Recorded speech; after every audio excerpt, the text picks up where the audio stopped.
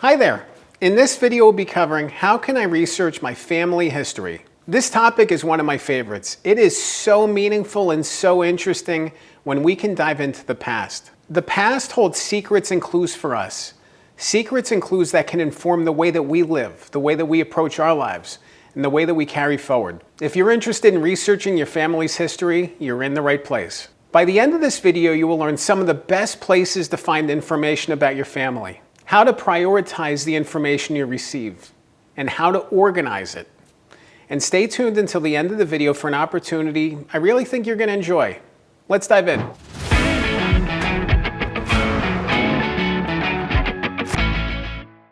There are so many different ways that you can go about researching your family's story. There's family records that may have survived, documents, books, things that people wrote in the past. There's artifacts and elements that may have survived from one generation to the next. There's, possibly information at libraries. Sometimes churches or communities, might actually gather information on the people that are in that community, the people who go to that church. So there's so many different ways to think about research. I think a lot of times we think about locations where we have to travel to look for those things, and libraries and other resources. And then there are online resources, which are a treasure trove. When I'm thinking about online research, I typically will go to ancestry.com or newspapers.com to start. Another site that you might want to check out is findagrave.com. There's so much information available to us right at our fingertips. Ancestry is amazing. You can go on there and find immigration records, naturalization records. You can find information about trips to and from America. You can find census records, yearbook information, city directories. Some newspaper clippings are available there. Sometimes you can even find family stories and family trees in which users have uploaded information or connected dots and built out this family tree. One thing I love doing personally is, going back in time and seeing how far back I can go. On my father's side of my family, I can go back to the 13 or 1400s and see who my relatives are. I'm not saying there's a lot of information available on a lot of them, but it's neat to be able to go back that far and to see where they lived, where they moved to, when they came to America, and those sorts of things. And then there's Ellis Island records too. It's interesting to see when different sides of your family traveled, moved, immigrated, other things, and then to recognize the stories that resonate. When I think about my mother's side of the family, I think about the things that they were able to accomplish. My mother's side of the family came from Greece, and one of her grandmothers, Katina, she actually rescued people in the Mediterranean. She was a swimmer, and she was really great at that. And there was other relatives who fought in wars. There was really heroic people in her family. So it's interesting when we can kind of look at the resources available to us and start connecting some dots. Another great resource is newspapers.com. A generation ago, even up to a decade ago, it was really hard to find digitized newspaper records online, especially for some of the leading outlets. It's so great to be able to have access to newspaper files that you can search for and find answers to immediately. It saves so much time rather than going to a library and having to get a microfilm reel out of the box, line it up, filter through it, go here and here and here, back and forth, trying to find what you're looking for, going page by page by page. It hurts your eyes to scan the stuff like that. Nowadays, we can simply just search. We can go and search for a name, and there it is, It's really changed the game in terms of ancestry research to be able to have access to newspaper files, from hundreds of years ago, and being able to search for them and find them. And it's not always about big newspapers. A lot of times it's about small community newspapers where you're seeing that consistent news. So-and-so was on the honor roll, so-and-so graduated, so-and-so did this. All of these little files and information can piece together to form this bigger mosaic. Being able to interview relatives, especially older relatives or those interested in gathering those pieces of information, can be so meaningful. You want to document these stories as much as you can to be able to preserve them for future generations. You don't want stories to die with somebody. You want them to live on. So being able to document, being able to record them, being able to get at least audio, if not video, of the person talking, it allows you to gather these stories and provide richness to them. When you think about researching your family history, you want to think about gathering these stories in the most vivid way possible, in the most compelling way possible, especially if you end up wanting to write a book about them or just simply gathering them. You just want to have them in the most compelling way. So being able to interview people is huge. It's so important to think about what you want to accomplish from the interview, not just open-ended, see where this goes, but having specific things you want to talk about. Who are the relatives you want to talk about? What are the stories you want to document? What are the things that you need to capture?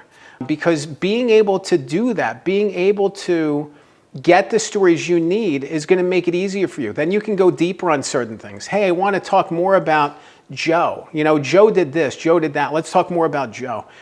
So you can really get this baseline and go from there. But go into those interviews with an idea. Let them know that you're doing this project. Let them know you're interested in documenting the family story and preserving it. And give them a chance to share the stories that are on their mind and the stories that help to tell your family story. A big thing to think about is context, historical context. What are the things that caused your relatives to do the thing they did? When I think about people coming to America in the late 1800s or early 1900s, what are the economic forces and societal forces, geopolitical forces that forced them to immigrate? What are the things that happened in their world that caused them to settle where they did? All of these things are for a reason. A lot of times they're community driven. Maybe they had relatives who came to America before they did. There's reasons why these things happen. They don't just happen haphazardly. So it's so important to understand context, understand how your family story connects to and translates from and involves and intertwines these other bigger stories. My dad's side of the family lived in Pennsylvania in the 1800s. So they were there during the Civil War time, and I've heard stories about how they, remember some of the smoke or the fire from, some of the skirmishes, and, there's a bridge that burned, and all those things like kind of carry forward. I wish I learned more about that story when I could, but it's important to understand how those stories from your family connect to historical context, connect to these other bigger things happening. What happened to them during the Depression? What happened to them during wars? What happened to them during boom times? When things started to expand, when the country expanded, when people moved west?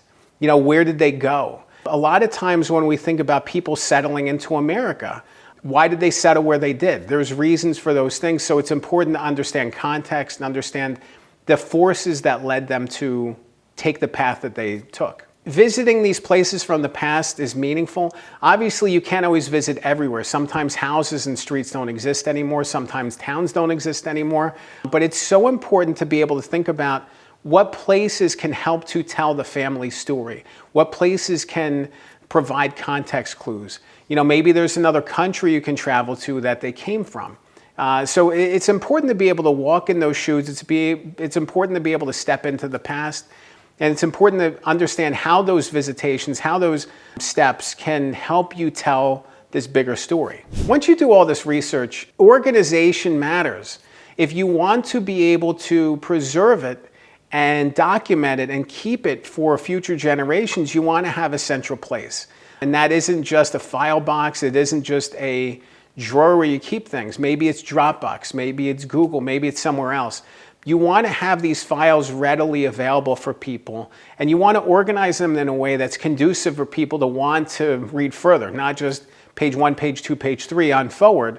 You want to have a clear understanding. You want to have a clear way to organize these files and documents and stories. And that kind of ties into kind of what you want to accomplish from that as well. I mean, a lot of times when people do this type of research, they want to write a book related to this family story. They want to document this in book form, which makes a lot of sense.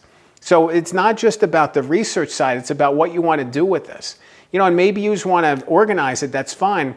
But think about potentially bringing this forward and documenting it for future generations. It can be so meaningful. I myself have worked on half a dozen projects like that as a book ghostwriter, and every single time it's just so meaningful for the authors to be able to bring those stories forward and to really capture the essence of their family story. If you want to learn more about how can I research my family history, there's another video I recorded that I definitely want you to check out. It's called How to Write a Family History Book. In that video, I go much, much deeper on the writing process, on what it takes to bring a book forward, what it means to gather all this research and tell it in a compelling way. It's so meaningful when you can put all of these stories into a coherent, powerful book, and your family story matters too, and it's so important to document it. Remember, a good book can change your life. I'm Dan Good. Thanks for watching.